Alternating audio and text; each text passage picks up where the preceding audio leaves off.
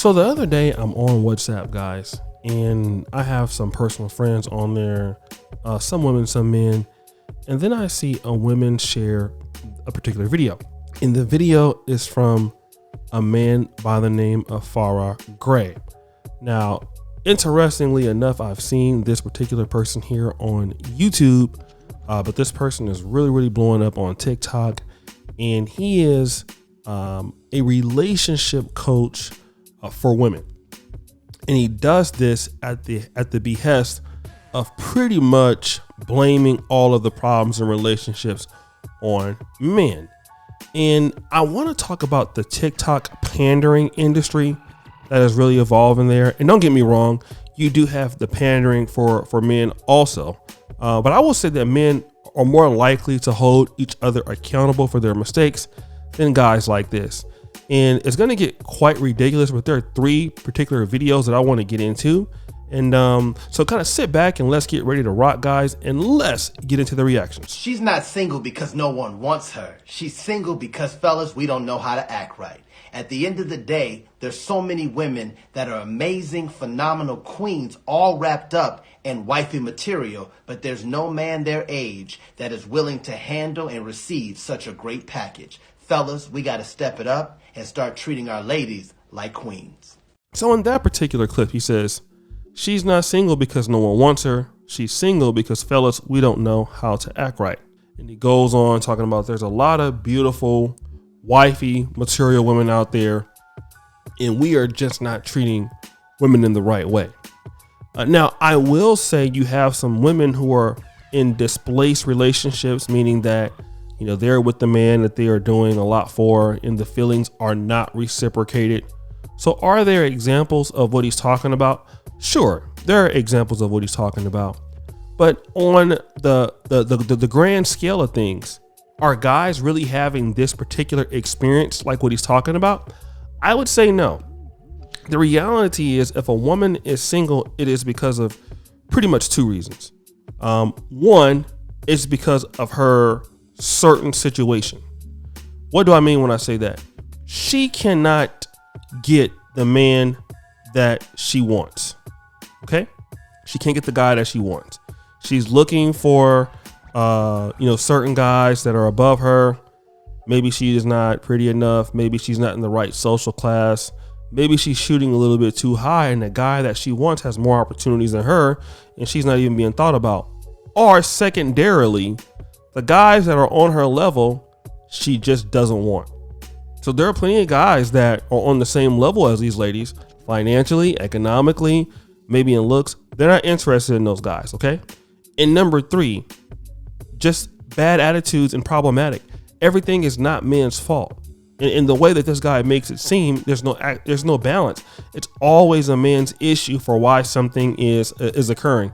And it's being disingenuous. Do men cause problems in relationships? Sure. But to say something like this, it doesn't even make any sense. Let's go to the next one. Not sure who needs to hear this, but treat her right. She already has 75 guys in her inbox begging her to take your place. Most men aren't smart enough to realize, you see, the higher we elevate our woman, the less she becomes available to every other dude. You see, when you break her down emotionally and spiritually, you then make her accessible for another man. So if you treat her better, then you never have to worry about her being accessible and or leaving you.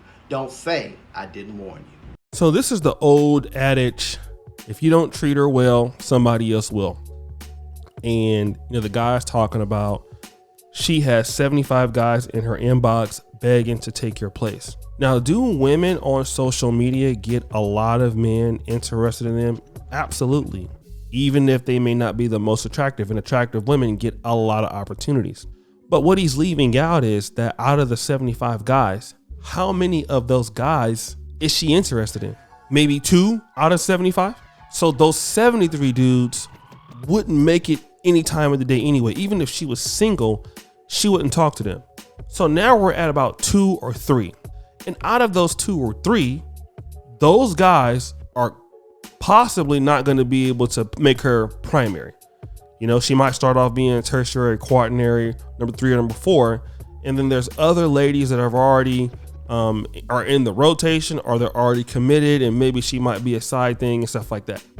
What I've noticed is that, if you're in a relationship with a woman and you've treated her fairly decent, not to say that you've been perfect, but you're a upper middle class guy, and for whatever reason she breaks up with you or vice versa, typically there's not so many opportunities that ladies put out there, especially in Black America, as they may lead the scene, or as they may lead. Like a lot of times women go from being a main girlfriend to somebody to being maybe somebody else's side chick or somebody else's girlfriend, but on a lesser quality of life. That's typically what happens, because if these ladies had all of these opportunities like that, then many of them wouldn't be single. Many of them are single because they just are still waiting for the opportunity, because this is what he's saying, right? 75 guys in her inbox begging to take your place. But let's watch how he contradicts himself in this next particular clip. Be single and satisfied until God sends you someone who is spiritual and sensitive enough to love you the way that you deserve. Stay single until someone actually compliments your life in a way that makes it better for you to not be single. If not, trust me, it ain't worth it, ladies. Be single and patiently waiting is much better than being taken due to settling and faking. God has a husband for you, and it will be a husband, I promise, that the whole community can't claim as theirs. So this is the typical, African-American Baptist Kojic church, God is going to send you a man type of hype. But just in the last clip, he was telling men that if you don't do what you're supposed to do, there's 75 guys begging to take her place. But when he talks to women, he's now saying, be single and satisfied until God sends you someone who is spiritual and sensitive. So you mean out of those 75 guys, you mean there's not one that's spiritual and sensitive? There could at least be one, right? There are a lot of people who identify to be Christians, so that it's more likely that that's there, right? Well, the reality is that they're single until what? Until there's nobody there. See, to guys, he's saying some guys don't take your place. And to women, he's saying, well, if you can't find a man, just stay single. So which one is it? Either there is somebody that can take my place, or she has to wait on God to send a man. In either situation, he's just saying things that get clicks and views. Because the reality is that if you're just staying single until God sends you somebody, number one, who are you? Are you important? Let me just say this. What about a job? What if I tell you, you know what? God is going to send me a job. I'm going to sit here and wait on the Lord to send me a job. Or I'm going to wait on the Lord to help me get into graduate school or professional school. I'm going to wait on the Lord to give me to start me a business. I'm going to wait on the Lord. You would look at me as a village idiot, and then you would be right, because there's nothing that I'm doing to put myself in a better situation. This is very similar to what he's saying. You can just wait, and then, somebody's going to come and pick you because it's you. The reality is that for a lot of ladies that are looking for a good man, those guys have a lot of opportunities, and they're not going to be there just waiting because it's you. You see, either they're going to be in the inbox begging or she's waiting. It doesn't make sense. It doesn't fit the narrative. And this is why you see these guys pandering on TikTok, telling women, the things they want to hear. And then what you have is more disgruntled women. And what should be told to the Black community from both men and both women alike is that competition is fierce. You want a mate that is doing very well. You want a mate that's doing very well. That's a woman or a female, and she's attractive and she's hot on the dating market. Competition is fierce. You have to compete for that person the same way you would compete for you to get into medical school or dental school or starting a business. It's the same energy. Otherwise, sit your ass at home. You cannot be out here. And for women, it's much more difficult, especially for Black women. Men have a little bit more of an advantage in that situation because they can be a little bit more open to dating other races and things like that. But for the women out there, it's the same energy. If you're not going to be competitive, you can wait all you want. God's not going to send you anything if you're not competitive. Okay? You may have 80 guys in your inbox, but 79 of them you're not going to like. You have to actively be positioning yourself in the same places that these guys are at. You have to actually put in some work and some effort to get where these guys are at. Otherwise, you're going to be very, very, very disheartened.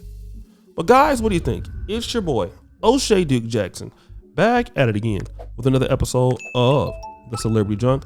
I really appreciate you for all that you do. Subscribe, hit the bell. Check out the first comment at the top. And as you know, the buffoonery remains at all-time high. I'm out.